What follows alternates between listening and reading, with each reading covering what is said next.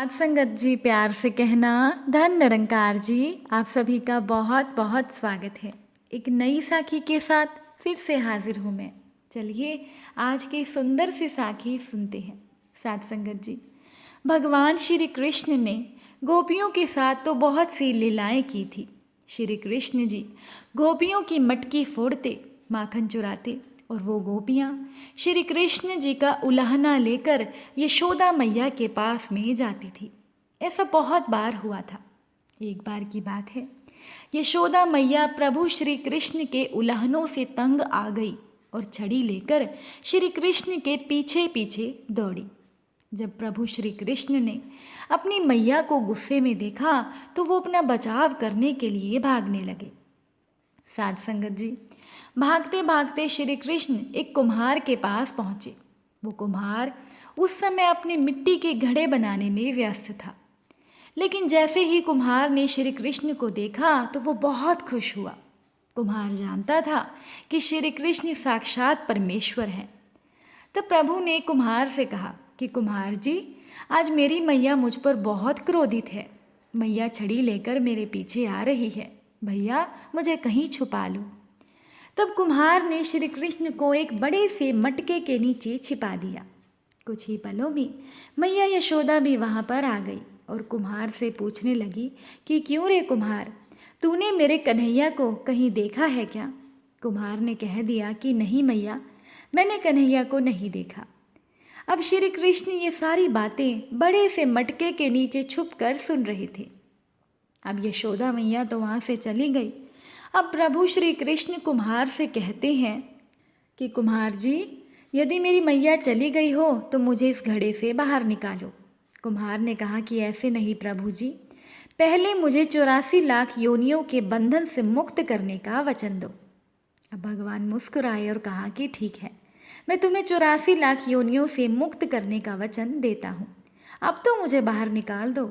कुम्हार कहने लगा, मुझे अकेले नहीं प्रभु जी, मेरे परिवार के सभी लोगों को भी 84 लाख योनियों के बंधन से मुक्त करने का वचन दोगे तो मैं आपको इस घड़े से बाहर निकालूंगा। अब प्रभु जी कहते हैं कि चलो ठीक है, तुम्हारे परिवार वालों को भी 84 लाख योनियों के बंधन से मुक्त होने का मैं वचन देता हूँ। अब तो मुझे घड़े से बाहर निकाल दो। साध संगत जी, अब कुम्हार कहता है, बस प्रभु जी, मेरी एक विनती और है, उसे भी पूरा करने का वचन अगर आप दे दो तो मैं आपको घड़े से बाहर निकाल दूंगा।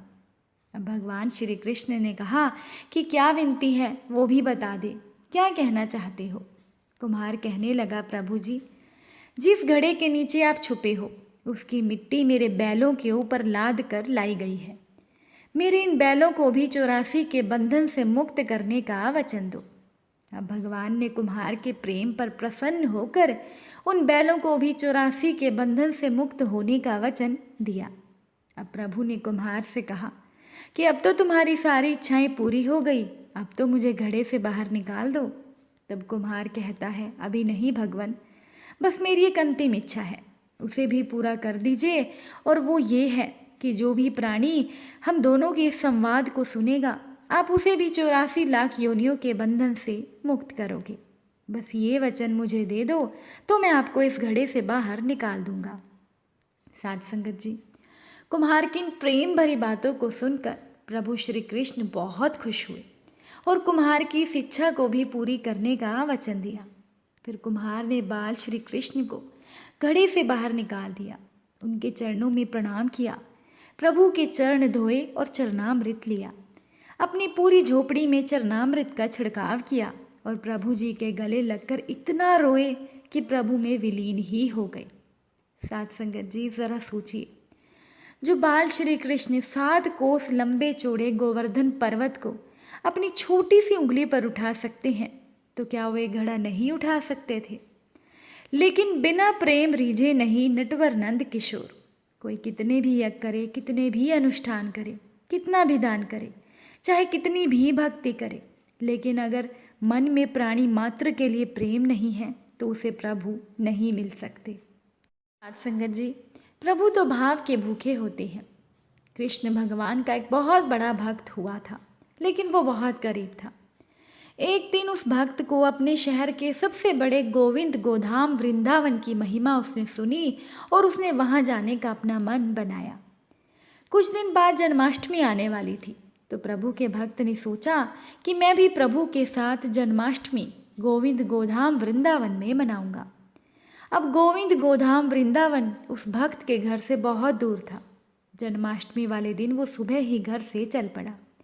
उसके मन में बांके बिहारी जी को देखने का उत्साह और मन में भगवान के भजन वो गाता जा रहा था। रास्ते में जगह जगह लंगर और पानी की सेवा हो रही थी। वो ये देखकर बहुत आनंदित हुआ कि वाह प्रभु, आपकी लीला। मैंने तो सिर्फ सुना ही था कि आप गरीबों पर बड़ी दया करते हो। आज मैंने अपनी आंखों से देख भी लिया। सब गरीब और भिखारी और आम लोग एक ही जगह से लंगर प्रसाद पाकर खुश थे। वो भक्त ऑटो में बैठा ही देख रहा था। उसने सबके देने पर भी कोई प्रसाद नहीं लिया। सोचा कि पहले प्रभु के दर्शन करूंगा, फिर कुछ खाऊंगा, क्योंकि आज तो वहाँ गरीबों के लिए बहुत प्रसाद का इंतज़ाम किया होगा। साथ संगत जी, रास्ते में उस भक्त ने भगवान के लिए थोड़े से अमरूद का प्रसाद लिया और वो बड़े आनंद में था कि आज तो मैं भगवान के दर्शन करूंगा। भक्त कड़ी धूप में भगवान के घर पहुंच गया और मंदिर की सजावट देखकर भाव विभोर हो गया। भक्त ने फिर मंदिर के अंदर जाने का किसी से रास्ता पूछा।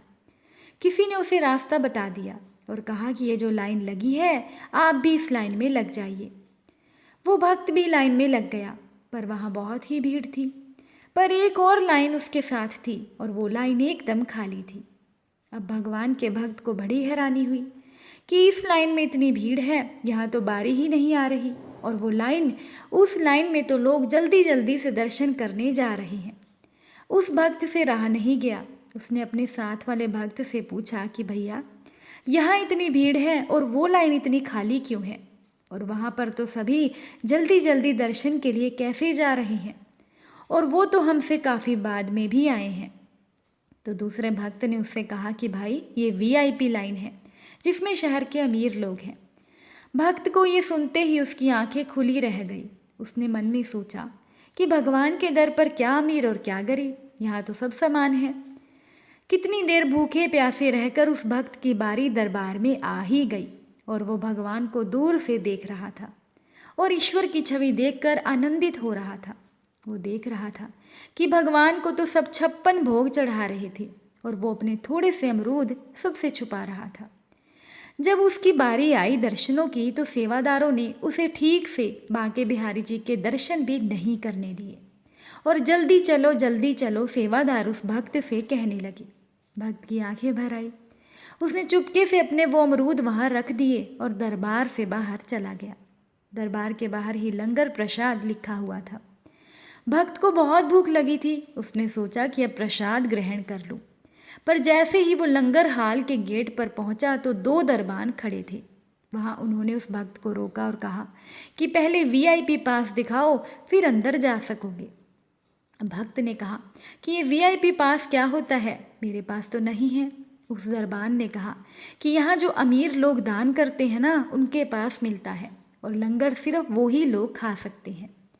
अब भक्त की आंखों में ये सुनकर आंसू आ गए और वो फूट फूट कर रोने लगा। वो भगवान से नाराज हो गया और अपने घर वापस जाने लगा।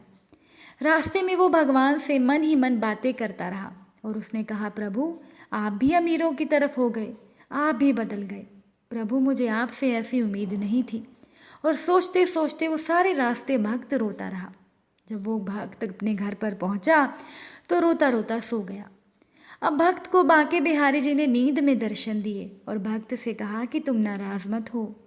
बिहारी जी ने उससे कहा कि अमीर लोग तो सिर्फ मेरी मूर्ति के दर्शन करते हैं, अपने साक्षात दर्शन तो मैं तुम जैसे भक्तों को देता हूँ और मुझे 56 भोग से कुछ भी लेना देना नहीं है।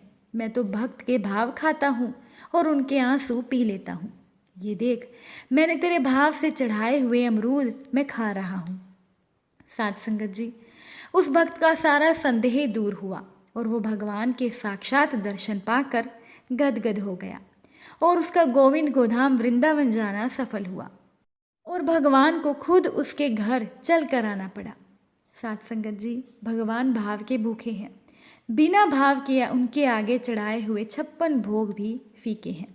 इसीलिए तो सही कहा गया है, भाव के भूखे हैं प्रभु, भाव ही तो बस सार है। भाव से चढ़ा दो तो पुष्प भी स्वीकार है। साथ संगत जी, अगर ये साखी आपको अच्छी लगी हो तो प्लीज़ वीडियो को लाइक कीजिएगा, कमेंट भी कीजिएगा। साथ संगत जी, प्यार से कहना, धन निरंकार जी।